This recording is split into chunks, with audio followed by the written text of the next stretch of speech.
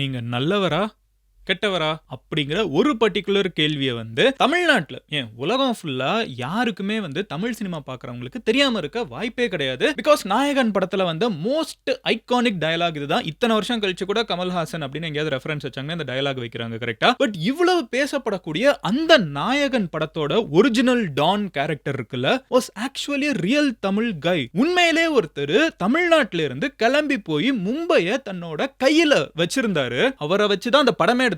நாயகன் படமே அவரை பேஸ் பண்ணி தான் எடுத்தாங்க. பாஷா படத்துல அவரோட இன்ஃப்ளூயன்ஸ் இருக்குது. நீங்க வந்து எந்த டான் படம் எடுத்து பாத்தீங்கனாலும் இந்த தமிழ்நாட்டில இருந்து கிளம்பி போய் ஏன் எல்லாரும் மும்பைல டான் ஆகுறாங்கன்னா எல்லா கதைக்கும் பின்னாடி ஒரு ஒரிஜினல் ஸ்டோரி இருக்குது. அதுதான் வரதராஜ முதலியார் அப்படின்னு சொல்லப்படக்கூடிய ஒருத்தரோட கதை. அண்ட் இன்னைக்கு வீடியோல இந்த கதையை தான் பேச போறோம். இப்ப தக் லைஃப் படம் கூட அவரோட கதைலாம் சொல்லி பேசிட்டு இருக்காங்க. நம்ம என்ன பண்ண போறோம்னு பாத்தீங்கன்னா யார் இந்த வரதராஜ முதலியார்? நாயகன் படத்தையே இன்ஸ்பயர் பண்ண வச்ச அந்த ஒரு கேரக்டர் யாரு? இன்னைக்கு வரைக்கும் தமிழ் சினிமால மும்பை டான் வந்து போகாத ஆட்களே கிடையாது. அது எல்லாத்துக்கும் பின்னாடி இருக்கக்கூடிய இந்த பேக் போன் உண்மையான கதை என்னதான் நடந்துச்சு, எப்படி தமிழ்நாட்டில இருந்து ஓடி போன ஒரு சாதாரண பையன் மொத்த இந்தியாவே திரும்பி பார்க்குற அளவுக்கு கேஜிஎஃப் படத்துல வர அளவுக்கு ஒரு மிகப்பெரிய டானா மும்பையவே கையில கண்ட்ரோல்ல வச்சிருந்தாங்க.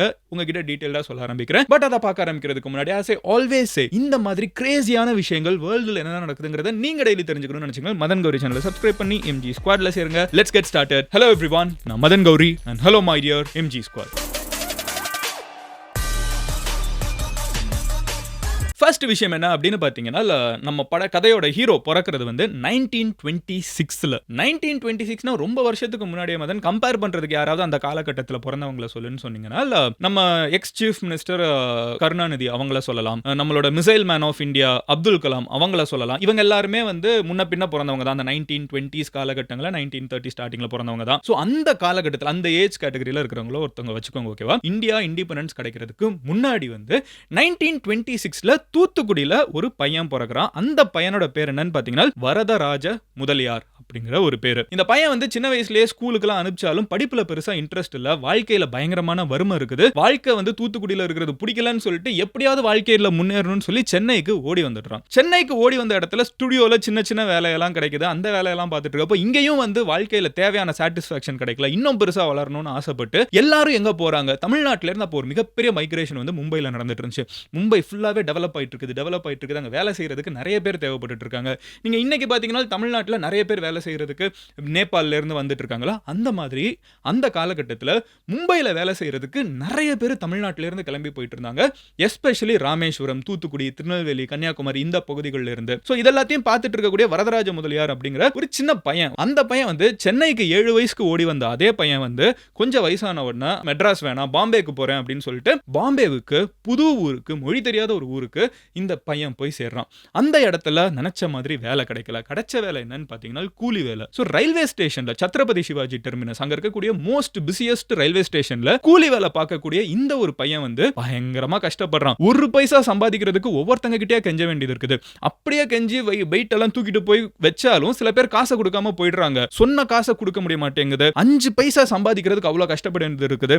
சாப்பாடு சாப்பிடுறதுக்கு அவ்வளவு கஷ்டப்பட வேண்டியது இருக்குது. சுத்தி நிறைய பேர் கஷ்டப்படுறத பாக்குறான். அந்த பையன் விரக்தியில உடைஞ்சு போய் உட்கார்ற ஒரு நேரத்துல மும்பைல ஒரு விஷயம் நடக்குது. இது அந்த சின்ன பையனை வாழ்க்கையில வெறுமையில ஓரத்துல ஒதுங்கி போய் இருக்கக்கூடிய ஒரு சாதாரண கூலிய வந்து டானா மாத்த போகுது. அது என்னன்னு பாத்தீங்கன்னா மும்பைல வந்து ஆல்கஹால் பேன் வந்து கொண்டு வராங்க. சோ சாதாரண மக்களுக்கு வந்து சரக்கு போய் சேராது. ஆனா எல்லாருமே சரக்குக்கு ஆல்ரெடி அடிக்ட் ஆயிருக்காங்க. மெஜாரிட்டி மக்கள் வந்து சரக்குக்கு அடிக்ட் ஆனவங்களுக்கு வந்து ஒரு மாதிரி நமங்குது. திடீர்னு வந்து கவர்மெண்ட் வந்து இனிமே மகாராஷ்டிரால ஆல்கஹால் கிடையாதுடா அப்படின்ட்டாங்க. ரொம்ப கஷ்டப்பட்டுட்டு இருக்காங்க. ஒவ்வொருத்தன் வந்து எங்கேயாவது சரக்கு கிடைக்குமான்னு யோசிச்சுட்டு இருக்கிற அந்த நேரத்துல வரதராஜனுக்கு ஒரு ஐடியா தோணுது. நிறைய பேர் குடிக்கிறாங்க. வரதராஜன் குடிக்க மாட்டார். முக்கியமான ஒரு விஷயம் இதுதான். வரதராஜ முதலியார் வந்து குடிக்க மாட்டார். ஆகிற வரைக்கும் அவர் குடிக்கல. பட் அவர் எப்படி டான் ஆகுறாருன்னு பாருங்க. அவர் என்ன ஐடென்டிஃபை பண்றாருன்னா, நான் ஒரு பைசாவுக்கும் சண்டை போட்டுட்டு இருக்கேன். 5-10க்கு இவ்வளவு கெஞ்ச வேண்டியது இருக்குது. ஒவ்வொருத்தன் போர்ட்டர் தூக்கி எந்த காலத்துல நம்ம வாழ்க்கையில வந்து நிம்மதியா வாழ முடியும்? நான் மட்டும் இல்ல, என்னை சுத்தி நிறைய தமிழர்கள் இந்த மாதிரி கஷ்டப்பட்டு இருக்காங்க. அப்போ மும்பைல என்ன தேவை இருக்குது? மும்பைல கவர்மெண்ட் வந்து திடீர்னு ஆல்கஹாலை பேன் பண்ணதுனால எப்படியாவது சரக்கு கிடைக்குமா அப்படின்னு சொல்லிட்டு நிறைய பேர் அதிகமா காசு கொடுத்து வாங்க கூட ரெடியா இருக்காங்க. அப்ப அதுக்கு என்ன தேவைன்னு பாத்தீங்கன்னா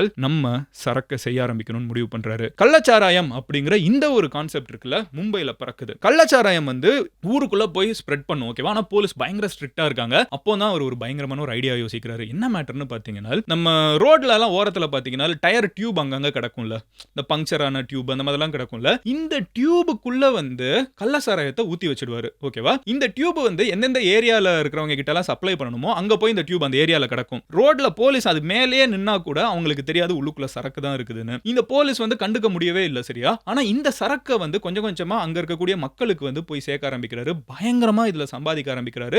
சில டைம் மாட்டவும் செய்றாரு, ஜெயிலுக்கும் போயிருக்காரு. அப்படி ஜெயில்ல இருக்கிற ஒரு நாள், என்னடா இது தேவையில்லாம இங்க வந்து என்னது சம்பந்தமே இல்லாம ஜெயில்ல உட்கார்ந்துட்டு இருக்கோம், இது பண்ணா வேணாமா அப்படின்னு யோசிச்சுட்டு இருக்கிற ஒரு நேரத்துல மும்பை ஜெயிலுக்குள்ள அவர் ஒரு வேஷ்டியை கட்டிட்டு ஜெயில்ல செல்லுக்குள்ள உட்கார்ந்துட்டு இருக்கப்போ ஒரு குரல் கேக்குது. அந்த குரல் சொல்லுது, தலைவா வணக்கம் அப்படின்னு மும்பை ஜெயிலுக்குள்ள கேக்குது. அந்த குரல் யாரோடது தெரியுமா? மஸ்தான் பாய் அப்படிங்கிற ஒருத்தரோடது. மஸ்தான் பாய்ங்கிறவரோ மும்பைல வந்து வாழ்க்கையை தேடி தமிழ்நாட்டில இருந்து போன இன்னொரு பையன். என்ன வரதராஜ முதலியாருக்கு கொஞ்ச நாளுக்கு முன்னாடியே போயாச்சு. ஆல்ரெடி அவங்க அங்க ஒரு டான். மஸ்தான் பாய் அப்படிங்கிற ஒரு ஆள் வந்து ராமேஸ்வரத்துல இருந்து கிளம்பி மும்பைல ஆல்ரெடி டானா இருக்கிறதுனால வரதராஜ முதலியார் மறுபடியும் வெளியே கொண்டு வரதுக்குலாம் ஹெல்ப் பண்றாங்க. ரெண்டு பேருமே வந்து ஒரு அண்டர்ஸ்டாண்டிங்ல இருக்காங்க. இது ஏன் ஏரியா ஓ ஏரியான்னு மாத்தி மாத்தி பிரிச்சு விட்டுக்கிட்டு ரெண்டு பேருமே வந்து அந்த ஏரியாவை டாமினேட் பண்ண ஆரம்பிக்கிறாங்க. அவங்களோட பாயிண்ட் ரொம்ப சிம்பிள். மகாராஷ்டிரால இருக்கக்கூடிய சில அந்த காலகட்டத்தில் இருந்த பொலிட்டிக்கல் சினாரியோல வேலை பார்க்க வந்த தமிழர்கள் நிறைய பேர் வந்துட்டாங்க. இது மகாராஷ்டிராவோட ஊரிங்க தமிழர்கள் இருக்கக்கூடாதுன்னு சொல்லக்கூடிய ஒரு பிரச்சனை. வந்து வேலை பார்க்கக்கூடிய தமிழ் மக்களுக்கு தேவையான சம்பளம் கிடைக்கிறது கிடையாது, தேவையான வாழ்வாதாரம் கவர்மெண்ட் சப்போர்ட் பண்றது கிடையாது. இன்னொரு ஸ்டேட்ல வந்து இருக்கிறப்போ அவங்களுக்கு ஓட்டிங் ரைட்ஸ் இல்லங்கிறப்ப அங்க யாருமே வந்து பேசிக்க, நம்ம ஊர்ல எல்லாம் கடைசியில் வந்து ஒரு அரசியல்வாதி 1000 தப்பு பண்ணாலும் எலெக்ஷனுக்கு முன்னாடி ஏதாவது ஒரு நல்லது பண்றது இதுக்கு எப்படியாவது வந்து எலெக்ஷன்ல ஓட்டு போடணும். நீங்க ஓட்டே இல்லாம இன்னொருத்தவங்க தூத்துக்குடி, திருநெல்வேலி, ராமேஸ்வரத்துல இருந்து மும்பைல உட்கார்ந்துட்டு இருந்தா யார் வந்து அதெல்லாம் யாரும் பண்ண மாட்டேங்கிறாங்க. அப்போ இங்க இருக்கிற மக்களுக்கெல்லாம் என்ன தேவை அப்படின்னு பாத்தீங்கன்னா பண தேவை அதிகமா இருக்குது. வாழ்வாதாரத்தை ஓட்டுறதுக்கு, ஓகேவா, பெரிய பணக்காரனாகிறதுக்கு இல்ல, 3 வேளை சாப்பிடுறதுக்கு காசு இல்ல. அப்போ என்ன வரதராஜ முதலியார் பண்றாருன்னு பாத்தீங்கன்னா, நம்ம மறுபடியும் கள்ளச்சாராயத்தை காய்ச்சுவோம், கள்ளச்சாராயம் குடிக்கிறவனுக்கு போய் கரெக்டா சேர்க்க போறோம், அதுல இருந்து வர்ற காசை வச்சு இங்க கஷ்டப்பட்டு இருக்கிறவங்களுக்கு காசை கொடுக்க போறோம் அப்படிங்கிற ஒரு கான்செப்ட்ல வந்து கொஞ்சமா வரதராஜ முதலியார் வந்து இந்த பூட்லெக்கிங்ல பயங்கர பெரிய ஆளாக ஆரம்பிக்கிறாரு. அதுக்கு படாராஜன் அப்படிங்கிற ஒருத்தவங்களை ஃப்ரெண்டாவும் ஆக்கிக்கிறாரு. படாராஜன்ங்கிறவங்களும் சோட்டராஜன் இந்த பேர்லாம் வந்து இன்னமும் நம்ம கேள்விப்படுவோம். மிகப்பெரிய டான்ஸ். இந்த படாராஜன் அப்படின்னு சொல்லப்படக்கூடிய ஒருத்தனை வந்து இவர் வந்து ரைட் ஹேண்டா வச்சுக்கிறாரு. சோ எந்த பிரச்சனை வந்தாலும் பதிலுக்கு பதில் சண்டை செய்யணும், மல்லு கட்டணும் அப்படின்னா வந்து போய் சண்டை போடுறதுக்கு ஒரு டான். பட் அதை மீறி வந்து இந்த சரக்கு வந்து கரெக்டா மக்கள் கிட்ட போய் சேர்க்கணும்னா போலீஸோட இன்டெலிஜென்ஸும் தேவைப்படுது. சோ என்ன பண்றாருன்னு பாத்தீங்கன்னா, ரிட்டையர்டான போலீஸ் இருப்பாங்கல்ல, அவங்களுக்கு கவர்மெண்ட் கொடுக்கறத விட அதிகமான ரிட்டையர்மெண்ட் தொகையை கொடுத்து இவர் போஸ்ட்ல எடுத்துக்கிறாரு. இவங்களோட வேலையை என்னன்னு பாத்தீங்கன்னா, போலீஸ்ல ஒரு வேலை ஏதாவது இன்ஃபர்மேஷன் வந்துருச்சு, இவங்களை அரெஸ்ட் பண்ண போறாங்க, இவங்க ஆட்களை தொட போறாங்கன்னா இந்த இன்டெலிஜென்ஸ் நெட்வொர்க் வந்து இவரே ஒரு இன்டெலிஜென்ஸை உருவாக்கி வச்சுக்கிட்டு ரிட்டையர்ட் போலீஸ் ஆபீஷியல்ஸ் வச்சுக்கிட்டு முதல்ல இன்ஃபர்மேஷனை கொடுத்துறாங்க. அண்ட் போலீஸ் வந்து ரொம்ப ஸ்ட்ராங்கா இவரை ஸ்டார்டிங்ல அப்போஸ் பண்ணாம இருந்தது காரணம் என்னன்னு பாத்தீங்கன்னா, இவர் வந்து காசை சம்பாதிச்சு மறுபடியும் மக்கள் கிட்டே கொடுக்கறாருங்கிற ஒரு ராபின்ஹுட் இமேஜ் வந்து இவருக்கு ஸ்டார்டிங்ல இருந்தே வர ஆரம்பிச்சிருக்குது. அங்க இருக்கக்கூடிய தமிழர்களுக்கு பிரச்சனைனா வரதராஜ முதலியார்ட்ட போனா போதும், அவர் சால்வ் பண்ணி வைப்பாருங்கிற ஒரு பேர் கொஞ்சம் கொஞ்சமா பில்ட் ஆயிட்டு இருக்குது. கொஞ்சம் கொஞ்சமா இவரோட நெட்வொர்க்கும் பெருசாயிட்டே போயிட்டு இருக்குது. அண்ட் கடைசியில என்ன ஆகுதுன்னு பாத்தீங்கன்னா, இந்த கள்ளச்சாராயம் காய்ச்சறதுங்கிறத தாண்டி ட்ரக்ல வந்து மும்பைக்குள்ள ஏதாவது ஒரு குட்ஸ் வந்து இறங்குது, பெரிய எக்ஸ்க்ளூசிவான குட்ஸ் வந்து இறங்குது, பெரிய பெரிய கார் வந்து இறக்குது, வாட்ச் வந்து இறக்குது, ஏதாவது ஒரு ஐட்டம் வந்து இறங்குதுன்னா டோல் கட்டிட்டு உள்ளுக்குள்ள இந்தியாவுக்குள்ள கொண்டு வரணும், டாக்ஸ் கொண்டு வரணுங்கிற மாதிரி வரதராஜ முதலியார் கிட்ட டாக்ஸ் கட்டிட்டு தான் உள்ளுக்குள்ள கொண்டே வர முடியும். கவர்மெண்ட் வந்து மக்களுக்கு பண்ண வேண்டிய வேலையை வரதராஜ முதலியாரே வந்து மக்களுக்கு அங்கங்க பண்ண ஆரம்பிக்கிறாரு. உள்ளுக்குள்ள இருக்கிற மக்கள் வந்து ஒரு பயங்கரமா கொண்டாடுறாங்க. பட் போலீஸ்ல என்ன சொல்றாங்க, போலீஸ் இன்டெலிஜென்ஸ்ல என்ன சொல்றாங்கன்னா, இது ஒரு கவர் இவருக்கு. இவரா வந்து இறங்கி போய் இந்த மும்பைல அடுத்த டான் நம்ம ரொம்ப ஃபேமஸா கேள்விப்பட்டிருக்கோம், சோட்டராஜன், படாராஜன், அப்புறம் வந்து இந்த தாவூத் இப்ராஹிம், இவங்கெல்லாம் வந்து ரொம்ப ஃபிளாஷியா இருப்பாங்க. இவர் மக்களோட மக்களா ஒரு இமேஜ், ராபின்ஹுட் இமேஜை வச்சுக்கிட்டு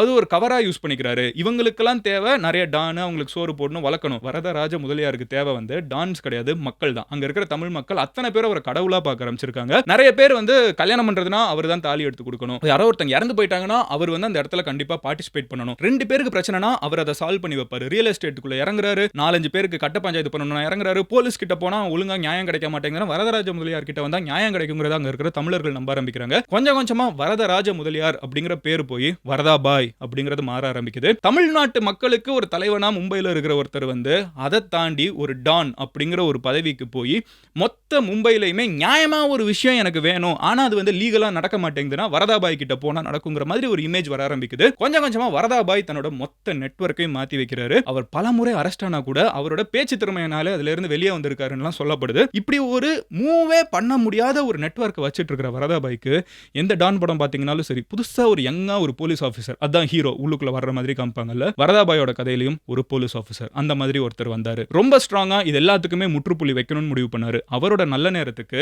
அவருக்கு ஏத்த மாதிரியே இந்தியால எமர்ஜென்சி அனௌன்ஸ் பண்ணப்படுது. இந்திரா காந்தி வந்து ரொம்ப ஸ்ட்ராங்கா இந்த டான் அது இதுன்னு எவனும் இருக்க கூடாது, எல்லாத்தையும் உடைக்க போறேன் அப்படிங்கறத அனௌன்ஸ் பண்றாங்க. வரதாபாய் வந்து மும்பைல இருக்கக்கூடிய கேஜிஎஃப் தாதா யாருன்னு பாத்தீங்கன்னா வரதாபாய் தான். சரி, அப்போ இவர் தான் இங்க அப்படின்னு தெரிஞ்ச உடனே ரொம்ப ஸ்ட்ராங்கா அவரோட க்ளோசஸ்ட் அலைஸ் இருப்பாங்கல்ல, எல்லாருமே ஒவ்வொருத்தங்களா பிடிக்க ஆரம்பிக்கிறாங்க. பிடிச்சு பயங்கரமா அடிக்கிறது, என்கவுண்டர்ல போட்டு தள்ளுறது, ஆள் காணாம போயிடுவாங்க, உடல் கடைசி வரைக்கும் கிடைக்காது. இந்த மாதிரி சுத்தி இருக்கிற எல்லாரையுமே ஒவ்வொன்றா எடுக்க ஆரம்பிக்கிறாங்க. அண்ட் அது வந்து வரதாபாய் என்ன சொல்ல ஆரம்பிச்சு, தமிழர்களுக்கு எதிராக நடக்குது அப்படின்னு அவர் சொன்னாரு. போலீஸ் இருந்துகிட்டு இது ரவுடிசம் பண்றவங்களுக்கு அகைன்ஸ்டா நடக்குதுன்னு சொல்றாங்க. ரெண்டு சைடு ஒரு பொலிட்டிக்கல் பிரஷரா மாறிட்டு இருக்குது. நிறைய முறை ஏகப்பட்ட ப்ரூஃப் வரதாபாய் தான் நிறைய இந்த மாதிரி பூட் லெக்கிங்ல இருந்து கள்ளசாரம் வித்ததுல இருந்து நிறைய இந்த லாரிக்கெல்லாம் வந்து அவரே சிம்பிள்லாம் வச்சிருப்பாராம், சினிமால காமிக்கிற மாதிரி. ஒரு போலீஸ் வந்து செக்கிங் நடக்குது, ஓகேவா, ட்ரக் எல்லாமே வெளியே போர்ட்ல இருந்து வெளியே வருதுனால், துறைமுகத்துல இருந்து வெளியே வர போர்ட் எல்லாத்தையுமே செக் பண்றாங்க, ஏதாவது ஸ்மகிள்டு குட்ஸ் இருக்கான்னா. வரதராஜ முதலியாரோட ட்ரக் வெளியே வருதுன்னா அதுக்கு சிம்பிள் ஒன்று, ஏதாவது ஒரு சிம்பிள் வச்சிருப்பாங்களா, அந்த சிம்பிளை மட்டும் போலீஸ் யாரும் டச் பண்ணக்கூடாது. டச் பண்ணாங்கன்னா அவங்களுக்கெல்லாம் பயம், அடுத்து அவங்க கேங் வந்து வரதாபாய் கேங் என்ன பண்ணுவாங்கன்னு. அந்த அளவுக்கு எல்லாரையும் பயமுறுத்தி வச்சிருக்கிறப்போ மும்பையில் எமர்ஜென்சி வந்தப்போ வரதாபாயை தூக்கி ஜெயிலில் போட்டுடுறாங்க. வரதாபாயை மட்டும் கிடையாது, நிறைய டான்ஸை தூக்கி உள்ளுக்குள்ள போடுறாங்க. அப்புறம் எமர்ஜென்சி முடிஞ்ச உடனே அவங்க இன்ஃப்ளூயன்ஸை யூஸ் பண்ணி வெளியே வந்துடுறாங்க. அப்போ வந்து கவர்மெண்ட்டுக்கும் எல்லா டான்ஸுக்கும் ஒரு அண்டர்ஸ்டாண்டிங் நடக்குது. இது வரைக்கும் மும்பையில் இந்த டான் கல்ச்சர்லாம் போதும், இனிமே போலீஸ் கம்ப்ளீட்டா கண்ட்ரோல் எடுக்க போறாங்க, எல்லாரும் அவங்க வேலையை பார்த்துட்டு அமைதியா இருக்கணும் அப்படின்னு சொல்ற ஒரு காலகட்டம் இருக்குதுங்கிறாங்க. இன்னும் சில பேர் என்ன சொல்றாங்கன்னா வரதாபாய் வாலண்டியராகவே அங்கேருந்து வெளியே வந்துட்டாருங்கிறாங்க. இதுல எது நடந்துச்சுங்கிறது உங்ககிட்ட நான் விட்டுறேன். பட் வரதாபாய் வந்து அங்கேருந்து கிளம்பி என்ன பண்றாருன்னு பாத்தீங்கன்னா சென்னைக்கு வந்து சேர்ந்துடுறாரு. சென்னையில அவரோட மகளுக்கு கல்யாணம் நடக்குது. அதுக்கு தமிழ்நாட்டோட சீஃப் மினிஸ்டர் எம்.ஜி. ராமச்சந்திரன், எம்ஜிஆர், அவங்க மனைவியோட போய் அட்டென்ட் பண்ணிருக்காங்கன்னு கூட சில நியூஸ் ஆர்டிகல்ஸ் வாசிக்க முடியுது. அவருக்குன்னு இருக்கக்கூடிய ஃபாலோயிங் ரொம்ப ஸ்ட்ராங்கா இருக்காங்க. வரதாபாய், கேங்ஸ்டர், டான், அந்த இமேஜ் எல்லாம் விட்டுட்டு சென்னையில இருந்தாலும் அவருக்குன்னு இருக்கக்கூடிய ஒரு கூட்டம் என்னைக்குமே வந்துகிட்டு தான் இருந்துச்சு. அண்ட் லேட்டர் பீரியட்ல என்ன ஆகுது அப்படின்னு பாத்தீங்கன்னா, அவர் இலங்கையில வந்து தமிழீழ மக்களுக்கு வந்து ஒரு மிகப்பெரிய பிரச்சனை இருக்குங்கிறப்போ அவங்களுக்கு முதல்ல ஸ்ட்ராங்கா சப்போர்ட் பண்ணது, ஃபினான்ஷியலா இருக்கட்டும், என்னென்ன ஹெல்ப் கேட்கறாங்களோ அதுக்கெல்லாம் பண்ணதுக்கு ஒரு முக்கியமான பர்சன் வரதாபாய்னு சொல்லப்படுது. அண்ட் அதுக்கு அடுத்துமே பாத்தீங்கன்னா அவர் எங்கெங்க காசு இருக்கோ, அவரோட கடைசி காலகட்டங்கள்ல 50 வயசுக்கு மேல ஆயிடுச்சுங்கிறப்போ உடம்புல நிறைய பிரச்சனை, வாழ்க்கை ஃபுல்லா வந்து ஒரு கூலியா இருந்த ஒருத்தன் பெரிய டான் ஆகணும்னா வாழ்க்கையில எவ்வளோ அடிகள் இருந்திருக்கும், எவ்வளோ பிரச்சனைகள் இருந்திருக்கும். வயசாகுது, உடம்பு அதுக்கேற்ற மாதிரி ஓட மாட்டேங்குது. அந்த நேரத்தில் அவர் மேல கண்டினியூஸா கேசஸும் மும்பையில் வந்து விழுந்துகிட்டே இருக்குது. அவர் கிளம்பி போனாலும் அவர் இவ்வளோ நாள் பகச்சுக்கிட்டவங்க எல்லாம் இருப்பாங்களே, எல்லாரும் கேஸை போட்டு ஏற்றிக்கிட்டே இருக்காங்க. அவர்கிட்ட ஒரு டைம் கேட்கப்பட்டுச்சு, நீங்க எப்படி உங்களோட முடிவு இருக்கும்னு எதிர்பார்த்தப்போ அவர் என்ன சொன்னார்னா, யாராவது என்னை சுற்றுவாங்க அப்படின்னு தான் அவர் எதிர்பார்த்தாரு.